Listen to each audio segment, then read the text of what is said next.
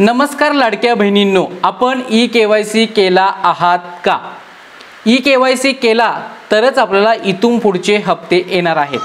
शासनाने एक जी-आर काढलेला आहे ई-केवायसी करण्यासंदर्भातील।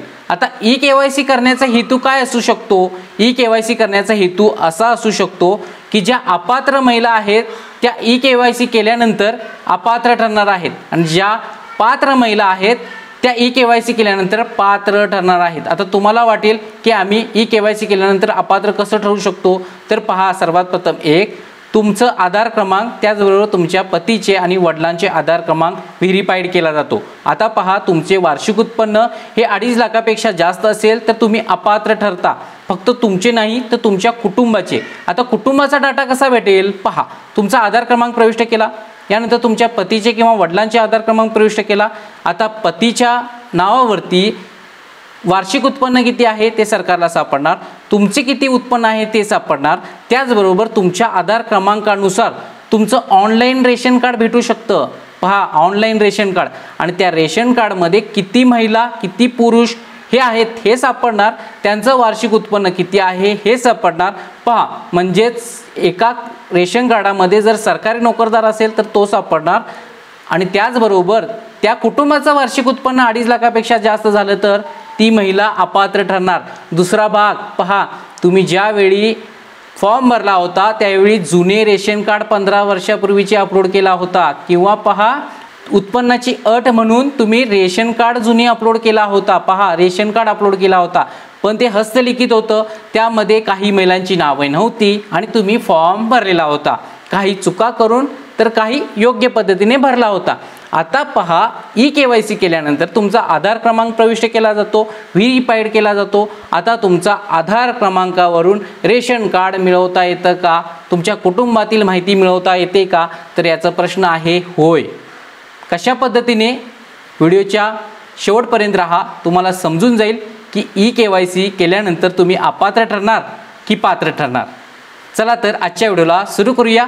सुरू करण्यापूर्वी चॅनलवरती नवीन असाल तर तुमचं चॅनल आहे, गावचं चॅनल आहे, सबस्क्राईब करून ठेवा। आता पहा, नवीन जे रेशन कार्ड आहे ते कसं मिळू शकतं? तुमच्या आधार कार्डनुसार। आता तुम्हाला लाईव्ह प्रूफ दाखवतो की तुम्ही ई-केवायसी केल्यानंतर कशा प्रकारे तुमचं रेशन कार्ड मिळू शकतं कोणालाही, म्हणजे तुमचा आधार क्रमांक असेल तर OTP गेल्यानंतर। आता सरकारकडे तर याची माहिती असतेच, तर पहा, तुम्हाला तुमच्या प्ले स्टोअरवरती जायचं आहे, मेरा राशन हे ॲप इन्स्टॉल करून घ्या।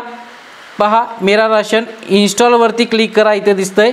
इन्स्टॉल केल्यानंतर पुढील स्टेप सांगतो। पहा, काळजी करू नका, तुमचं रेशन कार्ड कशा प्रकारे 1च मिनिटात डाउनलोड करून दाखवतो, आणि त्यामध्ये किती महिला आहेत ते सुद्धा तुम्हाला दाखवतो। पण तुमचं रेशन कार्ड मला डाउनलोड करता येणार नाही, ज्या व्यक्तीचं आधार क्रमांक टाकणार आहे त्याचा OTP घेतल्यानंतरच रेशन कार्ड भेटणार आहे। पण आता तुम्ही सरकारकडे याची माहिती असतेच, कारण तुमच्या रेशन कार्डवरील किंवा जो काही डाटा असतो तो सरकारकडे असतोच। जसं की तुमचं वार्षिक उत्पन्न 2.5 लाखापेक्षा जास्त हे कसं भेटतं त्यांच्याकडे? तर तुमच्या आधार कार्ड क्रमांकानुसार, जसं की ITR फाईल करतात त्यानुसार। पहा, रेशन कार्ड, मेरा रेशन कार्ड ॲप इन्स्टॉल करा, ओपनवरती क्लिक करा। ओपन केल्यानंतर पाहू शकता अशा प्रकारचं डॅशबोर्ड ओपन होईल। यामध्ये तुम्हाला डायरेक्टली जे काही नोटिफिकेशन येईल त्याला अलाउ करा। मेरा रेशन, इथे पहा बेनिफिशरी युजर दिसतंय, तुमचा आधार क्रमांक प्रविष्ट करा, इथे कॅप्चा देण्यात आलेला आहे तो कॅप्चा फिल करा, OTPने लॉग इन करा। OTP गेलेला आहे, OTP फिल करा, सत्यापित यावरती क्लिक करा। आता पहा, तुमचं जे काही रेशन कार्ड आहे ते ओपन होईल। इथे क्रिएट एमपिन आहे, तुम्ही स्किप करा तात्पुरता। पहा, इथे वाईल युजिंग द ॲप, आणि इथे जे काही आहे तेच तुम्ही स्किप करून घ्या। पहा, इथे आता तुमचं रेशन कार्ड ओपन झालेलं आहे। इथे मॅनेज फॅमिली डिटेल्समध्ये मेंबर 5 दिसत आहेत। पहा, सर्वात सोपं सांगतो, वरती डाउनलोडचा ऑप्शन आहे, यावरती क्लिक करा। डाउनलोडवरती क्लिक केल्यानंतर अलाउ करा। आता तुमची PDF जनरेट होईल। ही PDF तुम्ही कोणत्याही एका PDF मधून ओपन करा। ओपन केल्यानंतर पहा, इथे तुम्ही आता सापडलात। कसं सापडलात? रेशन कार्डचा नंबर जो काही 12 अंकी आहे तो ऑनलाईन भेटलेला आहे। खालच्या पेजवरती या। खालच्या पेजवरती आल्यानंतर इथे तुमचे मेंबर नेम आहेत, मी हाईड ठेवला आहे, मेंबर नेम आहेत। इथे 5 सदस्य आहेत, यामध्ये फिमेल किती आहेत? पहा, 1 2 3 3 फिमेल आहेत। यामध्ये पहा त्यांची एज सुद्धा आहेत। यानंतर पहा, इथं पहा त्यांचं रिलेशन आहे, सासू सून जावा म्हणजे सासू सून आणखीन सुना आहेत. त्याचबरोबर पहा आधार नंबर लास्ट 4 डिजिट आहे, आधार नंबर आहे. आता तुमचा किंवा तुमच्या पतीचा आधार नंबर प्रविष्ट करणार आहात, KYC करणार आहात. पहा सरकारकडे तुमचा आधार नंबर गेल्यानंतर ही माहिती त्यांच्याकडे असतेच.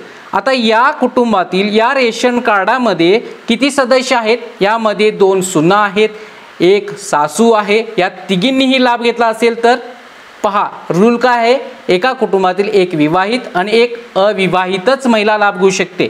मग यातील तिघींनीही लाभ घेतला असेल तर या अपात्र ठरणार आहेत. म्हणजेच KYC करण्याचा हेतू किंवा KYC केल्यानंतर पात्रच महिलांना इथून पुढचे लाभ भेटणार आहेत. समजलं? रेशन कार्डवरून सुद्धा शासनाला समजणार की एका कुटुंबातील किती महिलांनी लाभ घेतलेला आहे. इथे आधार क्रमांकाचा सुद्धा ऑप्शन आहे, या आधार क्रमांकावरून सुद्धा तुम्ही सापडणार आहात. म्हणजेच पहा माझी बहीण लाडकी योजनेच्या ज्या काही खरोखरच्या पात्र महिला आहेत, ज्या काही शासनाच्या अटी शर्तीमध्ये बसत आहेत, त्यांनाच इथून पुढचे हप्ते भेटणार आहेत. उदाहरणार्थ एकाच कुटुंबातील 1 विवाहित आणि 1 अविवाहितच महिला 2.5 लाखापेक्षा जास्त उत्पन्न असेल त्या सापडणार आहेत. ज्यांच्याकडे 4 चाकी वाहनं आहेत त्या सापडणार आहेत. म्हणजे जवळजवळ 2 कोटीपेक्षा जास्त महिला ह्या पात्र ठरलेल्या आहेत. त्यापैकी किती महिला अपात्र ठरतील, तुमच्या गावातल्या किती महिला अपात्र ठरतील हे तुम्हालाच माहिती आहे. तर अशा प्रकारे शासन KYC केल्यानंतर ऑटोमॅटिकली तुमचं KYC केल्यानंतर नाव अपात्र यादीत येणार आहे. ज्या पात्र महिला आहेत त्यांनाच या पुढील हप्ते भेटू शकतात.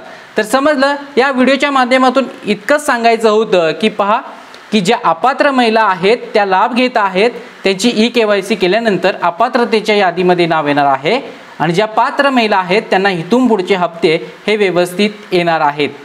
हा व्हिडिओ सर्व महिलांना शेअर करा, जेणेकरून ज्या महिला अपात्र असून पात्रतेमध्ये बसून शासनाच्या लाडकी बहीण योजनेचा लाभ घेत आहेत, आता यापूर्वी घेत होत्या पण शासनाने आता ज्या काही अटी आहेत त्या अटींची पूर्तता केल्याशिवाय पुढील हप्ते जे काही असणार आहे KYC केल्यानंतर सोडणार नाहीत, कारण अपात्र महिलांना पैसे सोडणारच नाही. समजलं? अशा प्रकारे आजच्या व्हिडिओच्या माध्यमातून माहिती दिलेली तुम्हाला आवडली असेल तर हा व्हिडिओ लाईक करा. त्याचबरोबर तुमच्या काही कमेंट असतील त्या कमेंट करण्याचा प्रयत्न करा, जेणेकरून आमच्यापर्यंत पोहोचतील आणि आम्ही शासनापर्यंत पोहोचविल. धन्यवाद.